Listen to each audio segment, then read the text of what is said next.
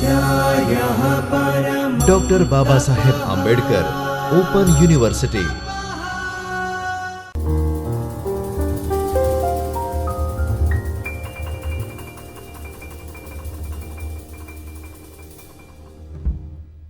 નમસ્કાર વિદ્યાર્થી મિત્રો, ડૉક્ટર બાબા સાહેબ આંબેડકર ઓપન યુનિવર્સિટીના ચૈતન્ય સ્ટુડિયોથી હું ડૉક્ટર ગાયત્રી ગોહિલ આપનું હાર્દિક સ્વાગત કરું છું. વિદ્યાર્થી મિત્રો, આજે આપણે બીએ ઓનર્સ HISM અને HISS 102 અને HISMJ અને HISMN 102 ગુજરાતનો ઇતિહાસ પ્રાગૈતિહાસિક યુગથી ઈસવીસન 1304 સુધી તેનું એકમ 4 આધ ઐતિહાસિક ગુજરાતમાં લોથલ વિશે ચર્ચા કરીશું. વિદ્યાર્થી મિત્રો, સિંધુ નદી એ પ્રાચીન સિંધુ સંસ્કૃતિનું કેન્દ્ર હતું. સૌપ્રથમ સિંધુ સભ્યતાના અવશેષો હડપ્પાથી મળી આવ્યા છે. આ સભ્યતાને જોન માર્શલે સૌપ્રથમ સિંધુ સભ્યતા એવું નામ આપ્યું. ભારતમાં ઈસવીસન 1922 પછી સિંધુ ખીણની સંસ્કૃતિના અવશેષો શોધાતા ભારતીય ઇતિહાસમાં એક નવા અને ગૌરવવંતા પ્રકરણનો ઉમેરો થયો.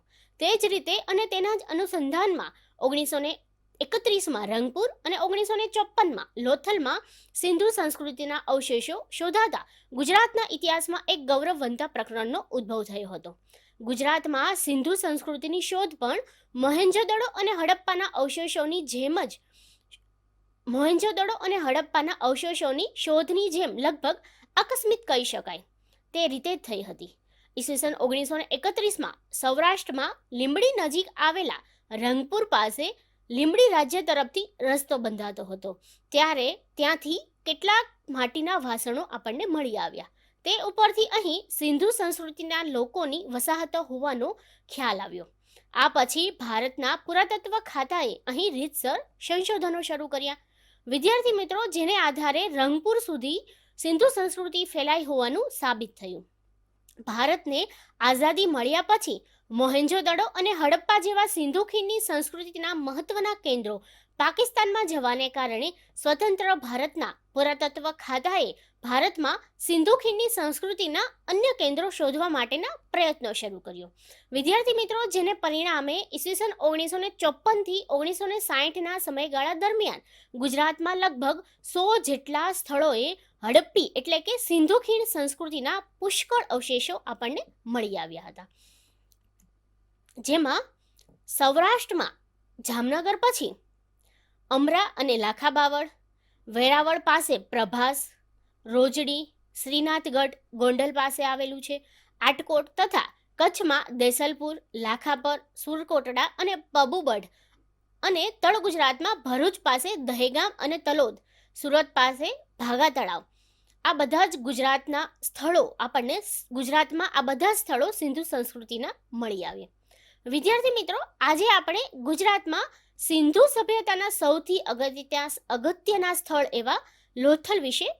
વિદ્યાર્થી મિત્રો, ભારતમાં સિંધુ સભ્યતાના સ્થળ વિશે વાત કરીએ તો ભારતમાં સૌથી ઉત્તરે માંડા નામનું સિંધુ સભ્યતાનું સ્થળ આવેલું છે, જે ચિનાબ નદીના કિનારે છે. દક્ષિણમાં વાત કરીએ તો દક્ષિણમાં દેમાબાદ, જે પવરા નદીના કિનારે આવેલું છે.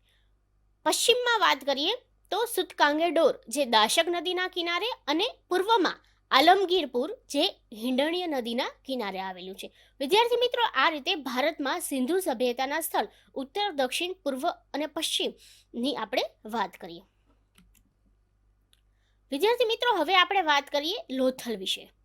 લોથલ ધોળકા તાલુકામાં સરગવાલા ગામ પાસે આવેલું છે અને તેનું સ્થાન ભોગાવો અને સાબરમતી એમ 2 નદીઓના પ્રદેશ વચ્ચે છે.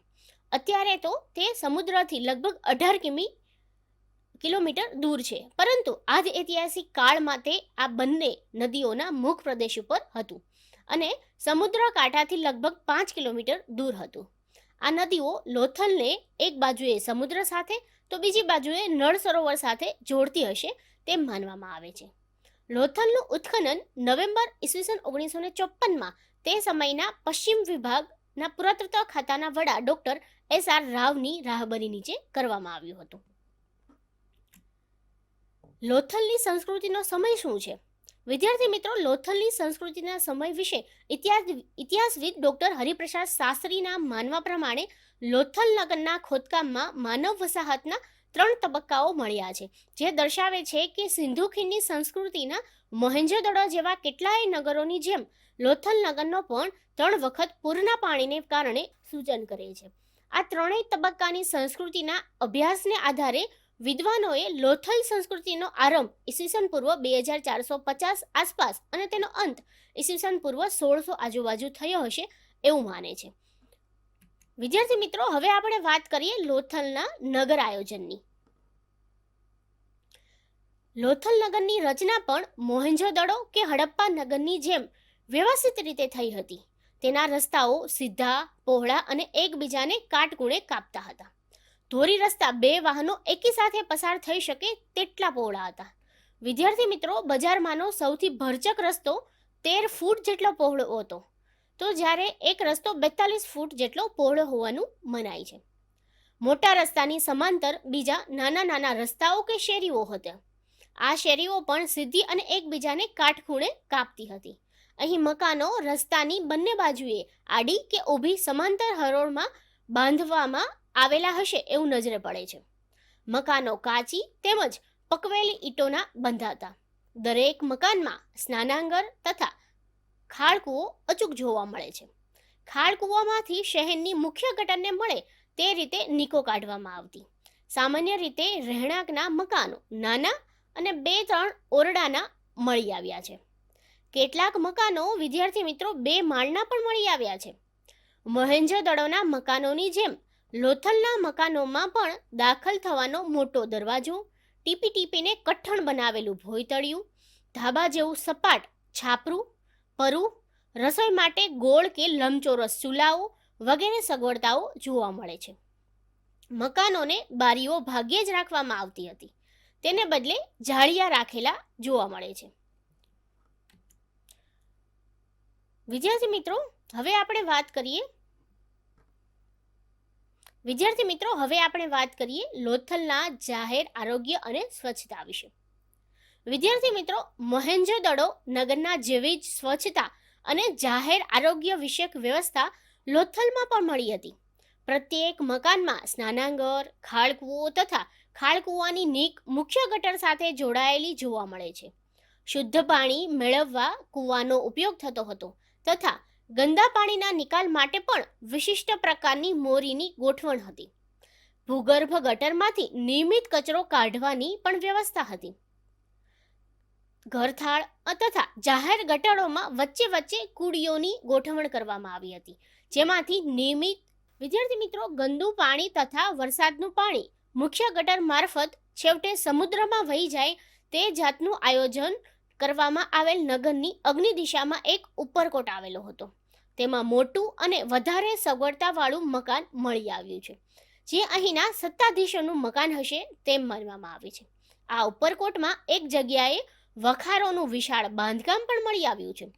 વિદ્યાર્થી મિત્રો, આ બાંધકામમાં એક જ લાઇનમાં સામસામી એવી કુલ 64 જેટલી વખારો હતી. વચ્ચે મજૂરોને આવજા કરવા માટે ઈંટોની પગથી બાંધવામાં આવી હતી. આ વખારો ઊંચા ઓટલાની નીચે બાંધવામાં આવી હતી અને તેમાં હવાની આવજા માટે હવાબારીઓ પણ મૂકવામાં આવી હતી. આ વખારના પૂર્વ ભાગમાં માટીકામની ચીજો પકવવાના ભઠ્ઠા જેવી એક મોટી ઇમારત પણ આપણને મળી આવી છે. ત્યાં ખોદકામ કરતા પકવેલી માટીના ગોળા, માટીની ત્રિકોણાકાર થેલીઓ, રાખ, કોલસા વગેરે અવશેષો મળી આવ્યા છે. એક છેડે તપાવેલી માટીની 101 મુદ્રાઓ પણ વિદ્યાર્થી મિત્રો આપણને મળી આવી છે. એક જગ્યાએ કંસારાની કોઠ જેવું મકાન અને મણિયારાની ભઠ્ઠી પણ મળી આવી છે. આ ઉપરથી એવું કહી શકાય કે લોથલમાં કારીગરો માટે વ્યવસ્થિત આયોજન કરવામાં આવ્યું હશે. તેવું જ વેપારીઓ માટે પણ કહી શકાય છે, કારણ કે ઉપરકોટથી નીચલા નગરમાં વ્યવસ્થિત બજારના અવશેષો મળી આવ્યા છે. બજારની બંને બાજુએ હારબંધ દુકાનો છે. કેટલીક દુકાનો 2 કે 3 ખંડોવાળી છે. અમુક દુકાનની સાથે વેપારીનું ઘર પણ જોડાયેલું છે. એક વેપારીનું ઘર તો 5 ઓરડાવાળું છે અને તેમાંથી સોનાના ઘરેણાં પણ મળી આવ્યા છે. વિદ્યાર્થી મિત્રો, જે આપણને આ વેપારીની સમૃદ્ધિનું નિર્દેશન કરે છે. હવે આપણે ફરી લોથલના જ પાર્ટ 2માં લોથલના બંદર વિશે, લોથલના સામાજિક જીવન વિશે, લોથલના આર્થિક જીવન વિશે તેમજ અન્ય બાબતોની ચર્ચા કરીશું. નમસ્કાર. स्वाध्यायः